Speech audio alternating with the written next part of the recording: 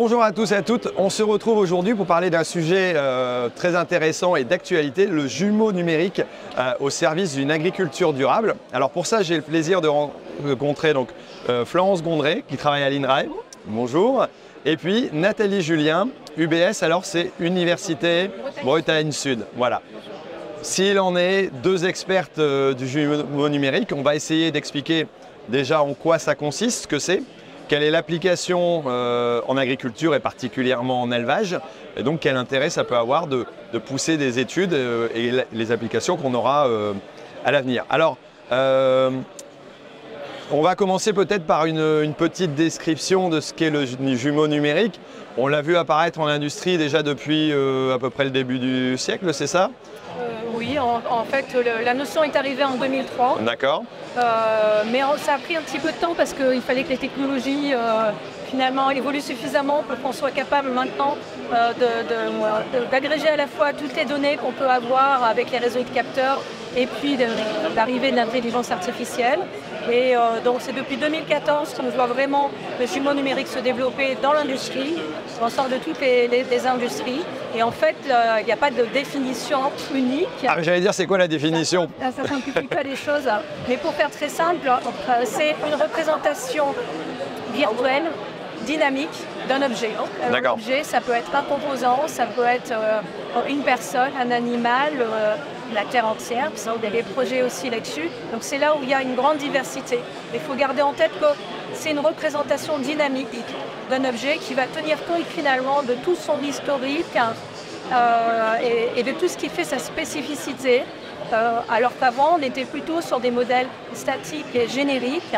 Donc, si je modélise un animal, tous les animaux seront modélisés de la même façon. Là, c'est donner une entité à chaque objet à la base, peut-être chaque animal à la suite, et de lui donner aussi un cycle de vie, quelque part de le prendre dans le temps, avec son évolution, son histoire, mais peut-être son avenir aussi. Voilà, exactement. C'est à la fois de connaître toutes les informations qui le constituent et qui constituent son environnement aussi, parce que ça a un impact, et être capable de faire des prédictions, parce qu'en combinant les données et les modèles et l'intelligence artificielle, on va pouvoir à la fois faire des simulations pour comprendre ce qui se passe, analyser, traiter l'information, parce que les informations, parce qu'il y en a beaucoup, et pouvoir faire un certain nombre de prédictions.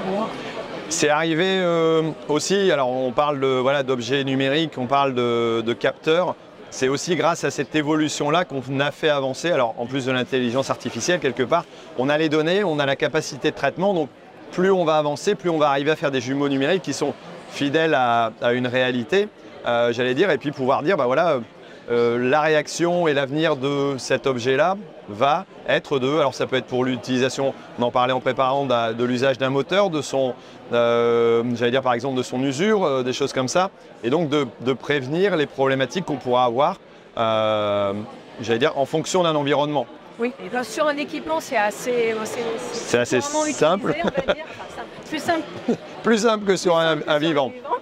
Mais effectivement, on fait ce qu'on appelle de la maintenance prédictive, c'est-à-dire on est capable de détecter des signaux avant-coureurs de panne ou de savoir de déterminer la durée de vie prévue pour un moteur, donc savoir et anticiper son changement par exemple.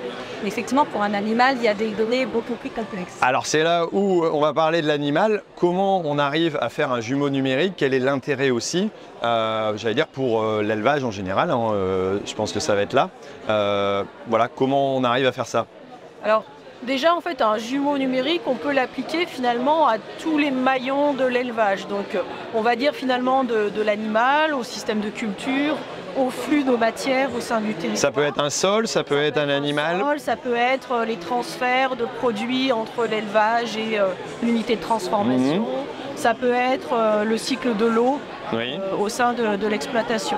Après, plus on s'intéresse à un être complexe, qui évolue très rapidement dans le temps, plus c'est sans doute compliqué. C'est-à-dire que faire un jumeau numérique finalement d'un méthaniseur, c'est peut-être un peu moins compliqué, complexe, que de faire un jumeau numérique d'un animal. Oui, parce que le méthaniseur, il va avoir des actions et des réactions, on va dire plus mécaniques peut-être, qu'un animal a encore beaucoup plus de données, de paramètres qui vont jouer sur son activité, quoi. Il y a à la fois les paramètres, il y a la capacité à décrire ces paramètres avec en fait des lois, donc, par exemple pour un méthaniseur des lois physiques ou chimiques. Et avec l'animal, on rajoute la complexité du vivant et en particulier d'un être sensible, donc des émotions, de sa capacité à répondre différemment à tel ou tel aléa. Et donc on rajoute en fait la personnalisation, que chaque animal est différent d'un autre. Et c'est là aussi où tout est l'intérêt du jumeau numérique, de pouvoir piloter l'individu et pas simplement le groupe, le troupeau. Donc ça peut permettre de, j'allais dire, de prendre individu par individu en disant voilà, j'ai un animal A, un animal B. Il ne va pas avoir les mêmes réactions. On peut modifier quoi, son alimentation en fonction de son état physiologique, de sa taille, de son comportement psychologique demain pour arriver à dire ça va lui permettre d'évoluer dans le bon sens et d'éviter de tomber malade ou d'avoir une croissance qui est idéale peut-être. Alors tout à fait. Donc, on va dire que les premières applications qui sont arrivées il y a 4-5 ans, c'est l'alimentation sur mesure. Donc faire des mélanges d'aliments adaptés aux besoins de chaque animal, mesure à la fois par le fait qu'il a mangé à telle fréquence et telle quantité le jour d'avant, et avec des prédictions sur son gain de poids, si c'est un animal en croissance, la production de lait, si c'est un animal en lactation, de manière à pouvoir ajuster au plus près le mélange d'aliments à ses besoins. Et puis de là, on peut effectivement traiter les troubles de santé, c'est-à-dire traiter spécifiquement un animal et pas tout le groupe. Et donc là, on a un gain au niveau, par exemple, des antibiotiques, des rejets dans l'environnement. Donc ça permet d'éviter en fait trop d'intrants et trop de pollution dans l'environnement. Et ce qu'on veut faire maintenant avec la maturité des technologies, à la fois en capteurs et en intelligence artificielle, c'est d'aborder des réactions encore plus complexes, comme le bien-être de l'animal, c'est-à-dire d'être capable de passer ce qu'on appelle une obligation de moyens. Donc vous devez avoir une salle d'une température fixée avec tant d'espace par animal, à une obligation de résultat, c'est-à-dire que vous devez pouvoir prouver que vous optimisez le bien-être de l'animal. Vous êtes capable de réajuster en fonction de chaque animal les pratiques que vous mettez en place. D'accord. Si je comprends bien, quelque part, ce qu'on a fait pour la météo, en disant tiens, demain on a notre boule de cristal qui va nous permettre de dire dans 10 jours il va pleuvoir à tel endroit, on va pouvoir le faire pour la météo de l'animal, quelque part, sa santé, la météo du sol, et pouvoir aussi dire tiens, si on a telle problématique, comment ça va y réagir, et demain de dire voilà, pour votre sol aussi, on peut peut-être avoir telle action qui va permettre de réduire l'impact d'une sécheresse, l'impact d'une grande pluviométrie et d'aider, j'allais dire, à ne pas attendre qu'on ait fait l'essai pour avoir le résultat, mais de faire des essais en dynamique et des réactions, quoi. Tester effectivement différentes stratégies par rapport à certains aléas qui peuvent se produire, et on sait que malheureusement ça va se produire, mais fournir un outil finalement d'aide à la décision et même voire des prescriptions par rapport à tous les événements qui peuvent se produire pour aider finalement l'agriculteur à faire le meilleur choix dans un monde qui est de plus en plus complexe, quoi. Et donc par exemple par rapport au mot d'agriculture durable, on voit qu'on s'intéresse à des échelles quand même de temps relativement longues. Et donc je pense qu'effectivement la principale plus-value du jumeau numérique, c'est dans l'anticipation et pas dans le correctif, ou pas que dans le correctif. Donc on peut corriger très rapidement un aléa, un désordre survenu à un objet ou à un animal, mais on peut effectivement anticiper soit l'effet de changement de pratique, soit par des données météo l'effet d'une survenue d'une vague de chaleur par exemple. Et puis revenir sur le passé pour comprendre ce qui s'est... La réaction qu'on a eue déjà sur les données qu'on a enregistrées.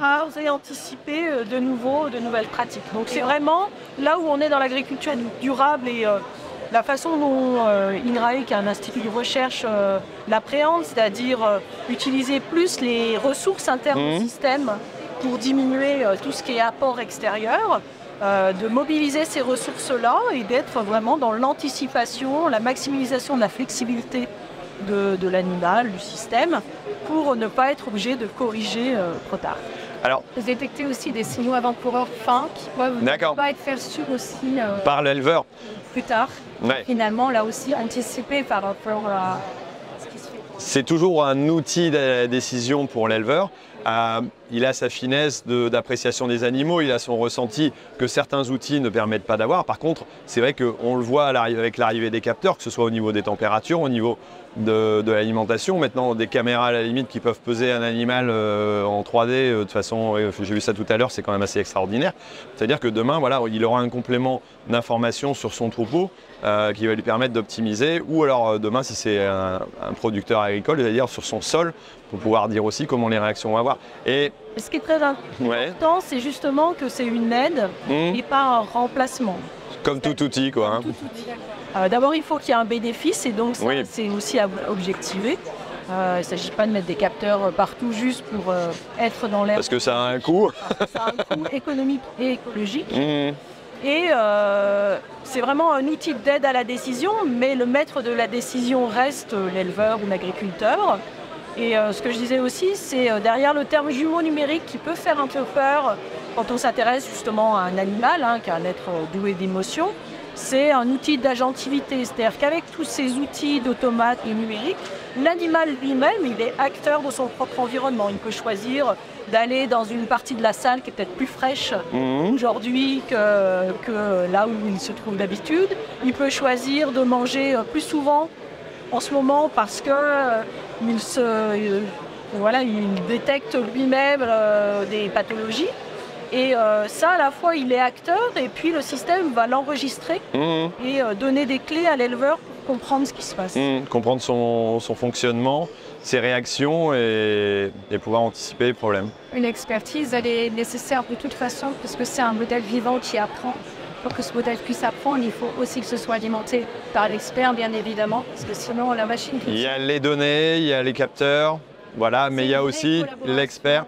Et ce n'est pas un modèle uniquement basé sur la captation de données, de références, d'historique ou de présence. C'est aussi, comme vous l'avez dit, un modèle qui reprend l'humain et son expertise pour corriger parfois les biais certainement de tel ou tel... Il faut faire un moindre coût parce qu'il ne faut pas s'imaginer qu'il faut absolument beaucoup de capteurs, beaucoup d'intelligence artificielle. Et ça peut se faire effectivement déjà.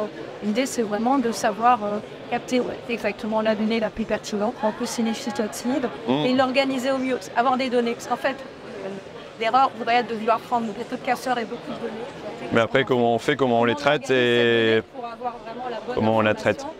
Qui va, moi, m'aider à décider. Ça, c'est complètement technique. C'est là où on peut faire quelque chose d'intelligent et de raisonner aussi, pas forcément partir dans quelque chose de très gros en termes de technologie. Très bien, eh ben, c'est un sujet vraiment très intéressant. Je connaissais un peu, mais pas forcément. J'espère que vous aussi, vous avez découvert des choses en traitant ça. Donc voilà, demain, on sera encore accompagné par d'autres outils. En tout cas, merci pour ces recherches qui vont aider, je pense, l'agriculture à avancer dans le bien-être animal, dans les réactions à l'évolution de l'environnement et je pense que ça nous paraît important. Merci beaucoup. Merci à vous.